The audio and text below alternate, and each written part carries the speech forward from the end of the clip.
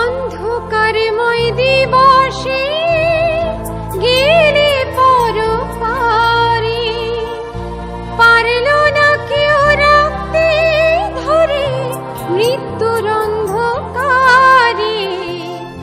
মুক্তিদাতা প্রভু যীশু খ্রিস্টের সুমধুর নামে আন্তরিক অভিবাদন।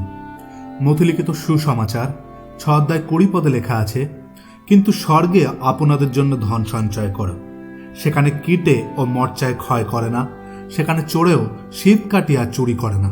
অনন্ত মৃত্যুযোগ্য সকল পাপী মানুষের দৃষ্টি আজ আত্মিক বিষয়ের প্রতি নাই, কিন্তু জাগতিক ও ভৌতিক বিষয়ের উপরেই কেন্দ্রীভূত। মানুষ নাশমান বিষয়কে স্বর্গীয় বিষয়ের মহিমার থেকেও উত্তম বিষয় বলে জ্ঞান করে। এই নাশমান বিষয় প্রয়োজনের অতিরিক্ত সঞ্চয় করবার আকাঙ্ক্ষা নিয়ে মানুষ লোভী ও বেঈমান হয়ে উঠছে।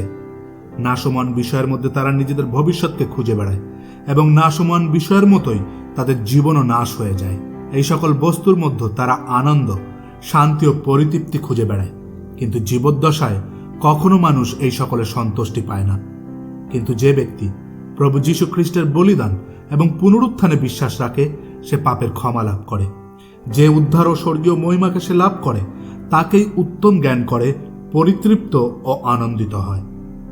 আপনিও পৃথিবীতে নাশমান ধন একত্রিত করবার বদলে স্বর্গে নিজের জন্য যেন আশীর্বাদ সঞ্চয় করতে পারেন, ঈশ্বর আপনাকে দয়া করুন। ধন্যবাদ। কালভেরি